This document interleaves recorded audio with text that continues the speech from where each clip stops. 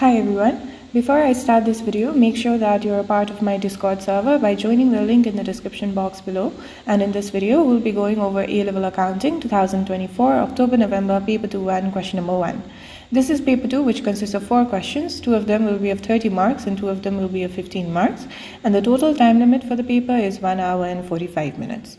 Since question number 1 is of 30 marks, ideally you should be spending about 35 minutes in order to solve it. And in this video as well, we'll be attempting to solve this question under 35 minutes. So without any further delay, let's get started. The financial year end of T Limited was 30 June 2024. On that date, the following balances were extracted from the books of account. Okay, we have bank loan, administrative expenses, bank overdraft, cash, carriage inwards, distribution costs, finance costs, fixtures and fittings. We have the inventory, that's the opening inventory, land and buildings, motor vehicles, purchases, retained earnings, revenue, share capital, trade payables, and trade receivables. Then the following information is also available. We have been given a list of information. Let's take a look at our first question. We need to prepare the statement of profit or loss for the year ended 30 June 2024. We also need to use the space provided on page 5 to show our workings. Okay, so we need to show the workings for cost of sales, allowance for irrecoverable debts, depreciation, distribution costs, administrative expenses, and the finance costs. Let us take a look at the additional information. For the first one, on 15 June 2024, goods were delivered and invoiced to a credit customer on a sale or return basis. The goods had a selling price of 12,000, including a markup of 25%. On 30 June 2024, inventory was counted and valued at cost 86,400. On the same date, the customer informed T Limited that he had not yet decided whether to keep the goods. So this is the case of sale or return basis, where we send the goods to a credit customer and the customer is not sure whether to purchase it. Since the customer has not finalized the purchase itself, we cannot be including this as part of our sales. So that is the error we need to correct in this case. We have considered the selling price of 12,000 for that particular good sent to the credit customer on a sale or return basis as part of our revenue. But that is incorrect since the customer has not yet decided whether to keep the goods. So what we need to do in this case is that we need to remove the selling price from our revenue. Then also remember that this is for a credit customer. If we are recording sales for a credit customer, that sales value will also be added to the trade receivables. And in this case, since we have decided not to include it as part of the revenue, we also need to remove it from our trade receivables. So let us do that first. We need to remove the selling price of 12,000 from the revenue, so minus 12,000 here. Then we also need to remove the 12,000 from the trade receivables. Okay, then remember, if it is not to be included as part of our sales, then it will still be a part of our closing inventory. Closing inventory are the goods that are not sold yet at the closing date. In this case, the customer has not acknowledged whether to purchase the goods. That is why it will still be a part of the closing inventory. And while including the goods at our closing inventory, we always value it at its cost. So what we need to do is figure out the corresponding cost of this selling price of 12,000. And in this case, we also have the markup. So how we apply markup is we just increase the cost price by the markup rate, which gives us the selling price. So the cost will be equal to selling price divided by 1 plus markup. In this case, the selling price is of 12,000. The markup is of 25%. So this will result in the cost of that particular goods to have the value of 9,600. Now we need to include this value to our closing inventory. Previously, the closing inventory was 86,400. Let us show this within the cost of sales section. So the closing inventory previously was 86,400. Now we need to increase it by 9,600. This results in the value of 96,000. So this is the correct value for our closing inventory after making adjustment for the sale or return basis. Alright, that is all for the first information. For the second one, distribution costs include a charge of 3,120 for motor insurance for the year ending 30 November 2024. This amount is for an entire year which will end at the date of 30 November 2024. So it will include December for 2023. Then it will include January, February, March, April, May, June, July, August, September, October and November for 2024. Always remember that in order to apply our matching concept, we only need to include the revenue as well as cost for this particular year. And in this case, the closing date is 30 June 2024, so up to this point. But we are also including the extra amount for these 5 months, which is a part of the next financial year. So the treatment here is to remove the amount corresponding to the additional 5 months. Alright, so we know that for the 12 months, the cost was 3,120. For 5 months, if we use the unitary method, the cost will be 3,120 divided by 12 times 5, which results in 1,300. Now we need to remove it because this is for the next financial year. It should not be included as part of the current financial year. Let's take a look at the previous value for our distribution cost. That is 114,870. So let us subtract the 1,300 and let us show it within the working section. This is for the distribution costs. Okay, we are starting with the amount given, 114,870. Then we need to remove the 1,300. All right. And remember, this 1,300 was prepaid for the next year. So this is a part of our prepaid expenses, which will be shown as part of our current asset within the statement of financial position.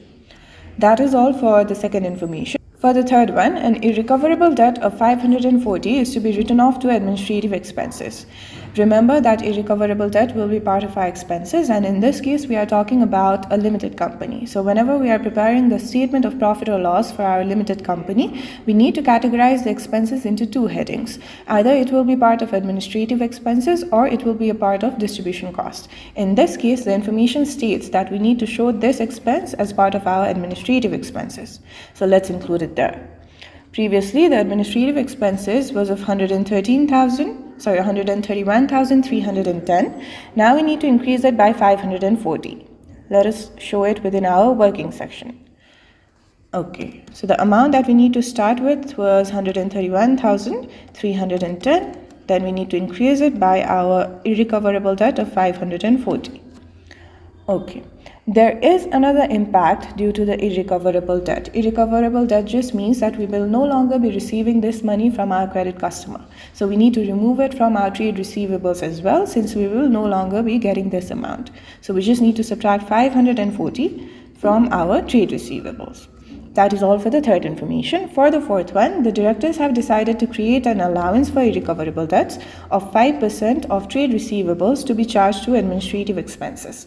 Normally, the allowance for irrecoverable debts should be compared. The opening balance should be compared to the closing balance. But in this case, the directors have decided to create an allowance at the closing date. It means that there is no opening balance for this one. So we will only have the closing balance, so we can suppose our opening balance to be 0. Clearly, there will be an increase. And whenever there is an increase in the allowance for irrecoverable debts, we treat it as part of our expenses. If there is a decrease in the allowance for irrecoverable debts, we treat it as part of our income. Clearly, there is an increase in this case. That is why it should be treated under the heading of administrative expenses. Let's calculate it. In order to calculate the closing balance, we just need to multiply the rate of 5% to our trade receivables amount. So we need to figure out the correct trade receivables after subtracting the 12,000 for the sale or return basis and 540 for the irrecoverable debt. So that will be 69,740 minus 12,000 minus 540, which results in 57,200. Now let us show the workings within our working section. I think there was a separate section for allowance for irrecoverable debts. Okay, we start with the trade receivables balance, 57,200. The rate for allowance was given to be 5%. This gives us the value of 2,860. Then we were also told that the allowance for irrecoverable debts is to be treated under the administrative expenses. So now we need to consider this 2,860 as part of our administrative expenses, since there is an increase. Because this is the closing balance, the opening balance was 0. That is all for this information. Now, for the fifth one, administrative expenses of 680 are outstanding at 30 June 2024. So these are our accrued expenses. Accrued expenses should always be shown as part of our current liability. And this is the accrued expense at the closing date itself. So the adjustment process is that we need to include it as part of the expenses for the current year because it was incurred but is yet to be paid. And we need to show it regardless of whether it has been paid or not within our statement of profit or loss. So we just need to increase our administrative expenses by 680. Let us show that. So plus 680. That will be all for this information. Then for the sixth one, on 30 June 2024, T Limited took out a 5% debenture that will be repaid in the year 2028 to 2029 of 45,000. This was taken out at the ending date. It means that it will have to be shown within our statement of financial position for the current year. And we're talking about debenture, which means that this will be part of our non-current liability. Because currently we are in the year 2024 and it is to be repaid in the year 2028 to 2029. So that is after 1 year, which is why it will be categorized as non-current liability. Then on the same date, the company repaid 1/2 of the 8% bank loan together with the 3 months interest outstanding at 30 June 2024. None of these transactions have yet been recorded in the books of accounts. Okay, so for the first one, this 5% debenture, the only recording is that we need to show it as part of our non-current liability. And in this case, it was taken out at the closing date, which means that we have not yet used this debenture in the current year. So there will be no interest charged. But for the second one, on the same date, the company repaid 1/2 of the 8% bank loan. So the repayment was done at the closing date. It means that during the year, we use the entire amount. That is why the interest for the 3 months should be charged on the entire amount of the 8% bank loan. Let's do that. Let's figure out the interest first. So this is the interest for 3 months. We start with the entire bank loan amount. It's given right here. That's 54,000. The rate for this bank loan is given right here to be 8% times 8, but this will give us the interest for the entire year. We only need it for 3 months, so it will be times 3 by 12. This is the application of unitary method. This results in the value of 1080. And this was outstanding, which was later paid at the closing date. It means that we need to include it as part of our finance cost. Finance cost just refers to all of the interest on our non-current liabilities. It's given right here. So to this amount of 5,180, we need to add 1080. And I think we were given the working section separately, so we need to show it there. Yeah, the finance cost is right here. We start with the given amount, that was 5,180. Then we calculated the interest for the 3 months that was outstanding to be 1,080. This results in the value of 6,260. Now let us also process the fact that 1/2 of the 8% bank loan was repaid at the closing date. So 54,000 out of this, half of it was paid. So 54,000 divided by 2, which results in 27,000. So at the closing date, 27,000 out of 54,000 was paid. So the only amount to be shown as part of our 8% bank loan within the statement of financial position for this year will be remaining 27,000 because 1/2 is already paid. And remember, now this will be categorized as part of the current liability because it is to be repaid in the year 2024 and we are currently operating in the year 2024, which means that the remaining 27,000 will also have to be paid within 1 year. So that should be categorized as current liability instead of the non-current liability. That is all for this information. Now for the seventh one, land and buildings included land at cost 60,000. Land is not depreciated. Okay, so we need to figure out the cost of building so that we can charge depreciation correctly. Let's see. For land and buildings, the total cost is 165,000. Okay, so out of 165,000, we are told that 60,000 belongs to land. It means that the value for the building will be 105,000. That is all we need to do for the seventh information. Now we need to calculate the depreciation. For fixtures and fittings, the depreciation rate is 10% and the method is reducing balance method. If there is reducing balance method, we need to multiply this rate to the net book value. Net book value is just going to be cost minus the provision for depreciation. Let's calculate that for fixtures and fittings. So the cost is 16,200, provision for depreciation is 9,560. So our net book value will just be 16,200 minus 9,560, which results in 6,640. So we need to multiply 10% to that value. 6,640 times 10%. This results in the depreciation on fixtures and fittings to be 664. And we are told that this depreciation is to be charged to administrative expenses. So let's add 664 to the administrative expenses. Alright, that is all for fixtures and fittings. Now we need to repeat the same process for land and buildings and motor vehicle. For land and buildings, the rate is 2% straight line method. If it is straight line method, we need to multiply this rate of 2% to the cost of land and buildings. And in this case, land is not depreciated. So we do not need to include the 60,000. We will only charge depreciation on the cost of building. So that will be 105,000 times 2%. This results in the value of 2,100. And we are told that this is to be charged to the distribution costs. So let's include 2,100 to our distribution cost. Oh, we had been given the section for depreciation as well. So for fixtures and fittings, it was 6,640 times 10%, which was 664.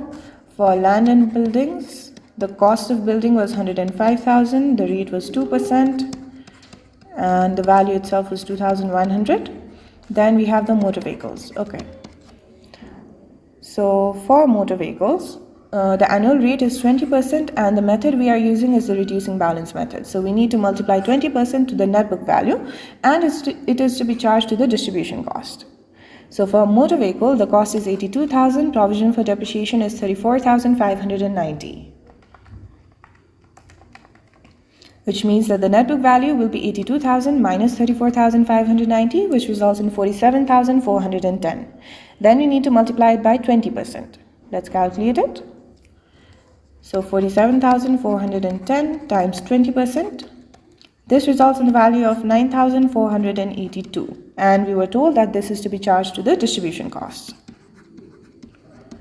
Alright, that is all for the 8th information. For the 9th one, taxation for the year is estimated to be 26,000. So we just need to subtract it from profit before taxation in order to get our profit for the year. And also remember that taxation is never paid in the year in which it is incurred. It will always be paid in the next year, which is why taxation will always be part of our current liability within the statement of financial position. Okay, that is all. And in this case, we are preparing the statement of profit or loss for a limited company, which means we need the total for the cost of sales as well. So let's calculate that. We had been given the section. We can just look for the appropriate information here. So we start with the opening inventory of 93,400. We then add the purchases of 293,780. In this case, there is no purchase returns, but if it were given, we would have to subtract it. And we have the carriage inward. So we will have to add 820. Then we need to subtract our closing inventory, which we have already listed below. Let's calculate the total cost of sales now. So we start with the opening inventory of 93,400. Then we add the purchases of 293,780. We have the carriage inwards of 820. Then we need to subtract the closing inventory of 96,000. This results in the total cost of sales to be 292,000. Alright, let us also calculate the total for our distribution costs, administrative expenses. So for distribution costs, it will be 114,870 minus 1,300 plus 2,100 plus 9,482, which results in 125,152. Then we need to calculate the total for administrative expenses as well. That will be 131,310 plus 540 plus 2,860 plus 680 plus 664, which results in 136,054. Okay, now we also need to calculate the total for our sales because we have subtracted the 12,000 for the first information. Okay, right here. Previously it was 705,100. Now we need to subtract the 12,000, which results in our revenue to be 693,100. Now we can start with our statement of profit or loss. Okay. So the revenue is 693,100. The cost of sales, we just calculated it, and the value was 292,000. We need to subtract it. Now, after subtracting the cost of sales from revenue, we will get our gross profit. That will be 693,100 minus 292,000, which results in 401,100. Then we need to subtract the distribution costs and administrative expenses. Distribution cost is 125,152. Administrative expenses is 136,054. Let's subtract it. 125,152, and 136,054. Now, in order to get the profit from operations, we just need to subtract the distribution costs and administrative expenses from the gross profit. So that will be 401,100 minus 125,152 minus 136,054, which results in 139,894. Then we need to subtract our finance costs, which we have already calculated to be 6,260. So 6,260, we need to subtract it from our profit from operations in order to get the profit before taxation. So that will be 139,894 minus 6,260, which results in 133,634. Then we need to subtract taxation. The amount was given to be 26,000. So that's what we need to include here as well. So minus 26,000. And this will give us the profit for the year. That will be 133,634 minus 26,000, which results in 107,634. That is all for the first part of this question. Let's move towards the next one. Now we need to calculate the balance of cash and cash equivalents at 30 June 2024. Okay. So we were given information regarding cash and cash equivalents. Cash and cash equivalents just means the cash in hand as well as the cash at bank. So we first need to figure out what we are starting with. What was the given information for the bank as well as cash? In this case, we have bank overdraft and cash. Bank overdraft is a negative amount, whereas cash is a positive amount since this is on the debit side. So the starting balance of the cash was 240 minus 12,380 at the date of 30 June 2024. Let's start with that. So the opening balance is 240 minus 12,380. Now we need to adjust the changes that took place at the closing date itself, at the date of 30 June 2024. And according to our additional information, the only information that would bring changes in our cash was information 6. Because in this case, we are acquiring a new debenture. If we are taking out a new loan, it means that we will receive the loan amount. So we are receiving 45,000 in cash. That will act as our cash inflow. So this will increase the cash and cash equivalents. That's why we should be adding the 45,000. Then on the very same date, we also repaid 1/2 of the bank loan. If we are repaying it, it means that our cash will reduce. So we need to subtract the 1/2, which we calculated to be 27,000. And we were also told that along with 1/2, we paid 3 months interest outstanding. And we've already calculated the 3 months interest, 1,080. If we are paying this, it means that again, cash will be further reduced by this amount. So we need to subtract the 1/2, 27,000, and 1,080, the interest for 3 months. Let's do that. So that's minus 27,000 minus 1,080. That is all of the changes to our cash and cash equivalents at the closing date. So now we can calculate the balance at the closing date itself. So that will be 240 minus 12,380 plus 45,000 minus 27,000 minus 1,080, which results in 4,780. So previously we can see that we were starting with a negative balance, but now due to the changes made by acquiring the debenture and repaying the bank loan, we are now operating at a positive balance of 4,780. That is all for the second part. Let's move towards the next one. We need to prepare and extract from the statement of financial position at 30 June 2024 to show the equity and liabilities section only. Okay, for equity, we have 2 spaces. So we only have 2 items for equity. Normally, there will be 5 items: share capital, share premium, revaluation reserve, general reserve, and retained earnings. So we need to see which of those are present in this case. Okay, we have the share capital right here, that's 80,000, and we can still use the same value because the share capital will only change if there is any new issue of shares. But in this case, no such information was provided, so the value will still remain the same. Then we have retained earnings. Okay, retained earnings value will change due to dividends paid and profit for the year, so we need to check for those two. In this case, there is no information regarding dividend, so we don't have to adjust it, but we did calculate the profit for the year in the first part. Always remember that the profit for the year will be added to our retained earnings. So in this case, we just need to add 107,634 to the given value of the retained earnings. Previously, the retained earnings value was of 38,450. We can show it within the workings itself. Okay, so for retained earnings, we start with the previous value, which was given to be 38,450. Then we calculated our profit for the year to be 107,634, which will give the correct balance for retained earnings to be 146,084. Let's include it. So we can first start with the share capital. We agreed that the value will not change because there was no additional issue of shares, so we can still include the value of 80,000. Then we have the retained earnings. We calculated the new value for the retained earnings to be 146,084. Alright, now we can calculate the total equity. That is just going to be 80,000 plus 146,084, which results in the value of 226,084. Okay, that is all for the equity. Then for the non-current liabilities, there is only one space, and in this case we've already categorized that one particular non-current liability, which was the 5% debenture, which was taken out at the date of 30 June 2024, and the value is 45,000. Let's write it down. So this is the 5% debenture,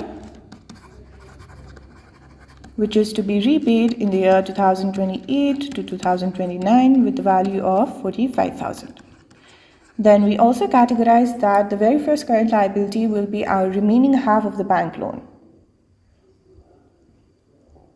This one. Out of the total bank loan of 54,000 at the closing date, we already repaid one half of it, so the remaining half will be shown as the current liability within our statement of financial position. So this is 8% bank loan. Let's write it down. So we have 8% bank loan, which is to be repaid in the current year 2024, and the remaining amount is 27,000. Then we also talked about taxation, how tax will not be paid in the current year, it will be paid in the next year, which is why it should be shown as part of our current liability. So let's write that down. We have taxation of 26,000. Then the other current liability will be for our trade and other payables. Remember that if you are preparing the statement of financial position for sole trader or partnership, we can include trade payables and other payables separately, but in case of limited company, we show it together. So this is just the sum of trade payables and other payables. In this case, there was only one other payable, which was the administrative expenses outstanding. This is the outstanding administrative expenses. So, and we have already figured out that this should be categorized as part of our current liability. So we need to show this as part of our other payables, and then we have the value for the trade payables right here, 32,160. So we need to add these two and figure out the total for our trade and other payables. Let's do it in our workings. So trade and other payables. We start with the trade payables value, which was given to be 32,160. Then we have the outstanding administrative expenses, which is part of the other payables, 680. This results in the value of 32,840. Okay, now we need to calculate the total liabilities. So that will be the sum of all of our non-current liability as well as the current liability. So 45,000 plus 27,000 plus 26,000 plus 32,840, which results in the value of 130,840. Now we need the value for the total equity and liabilities. That is just the sum of the total equity and the total liabilities. So 226,084 plus 130,840, which results in 356,924. That is all for this part. Let's move towards the next one. We now need to assess the director's decision on 30 June 2024 to take out the 5% debenture, which is to be repaid in the year 2028 to 2029. We need to justify our assessment by considering both advantages and disadvantages of the decision to the company. This is of 5 marks. So in this case, what we need to do is we just need to see whether the director's decision to take out the debenture was correct or not. And we need to provide comments. So this is of 5 marks, 2 advantages, 2 disadvantages, 1 decision. Let's start with the advantages of taking out the debenture. So the very first advantage was calculated in the second part. Previously, we started with a negative balance, but now after acquiring the debenture, even after repaying one half of the bank loan, we will be operating at a positive cash balance. So let's write it down. Debenture changes the cash and cash equivalents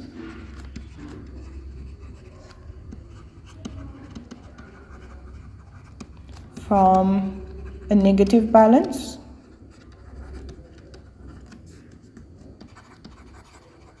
to a positive one.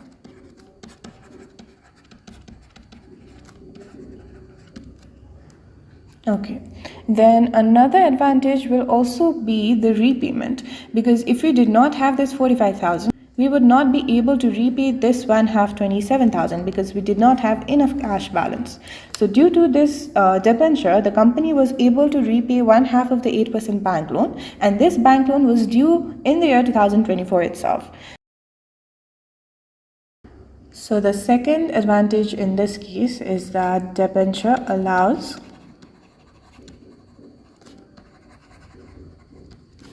for the repayment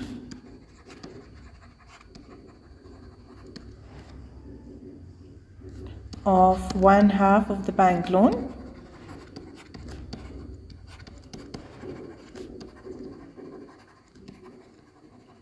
which is due to be repaid within 2024. Now we can move towards the disadvantages.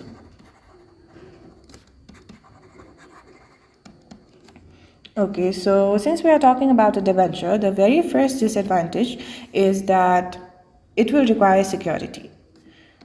So security is required. Security just means a sort of collateral. So we would need to provide enough asset to cover the repayment of the 5% debenture, even if the company would somehow operate in a loss in the future years. Okay, then the second disadvantage is that we only improved our cash flow position for the current time period, but due to this debenture, we would have to repay the amount of 45,000 after 5 years, right? That is in the year 2028 to 2029. So this might cause long-term cash flow problems to meet the repayment terms. Let's write it down. This might cause long-term cash flow problems to meet repayment terms. All right. Now, based on these comments, we need to make a final decision. And the decision can be both. You can say that the director's decision was correct, but you would need to provide an appropriate supporting comment, or you could say that the director's decision was incorrect, and again, then you would need to provide a supporting comment itself. Now, in this case, I would say that the director's decision to take out the debenture was correct based on the interest rate. We can see that the debenture has an interest rate of 5%, whereas previously the bank loan had an interest rate of, I think, 8%. Yeah, 8%. So we can see that it is beneficial compared to the bank loan. Let's write it down. Okay, so the director's decision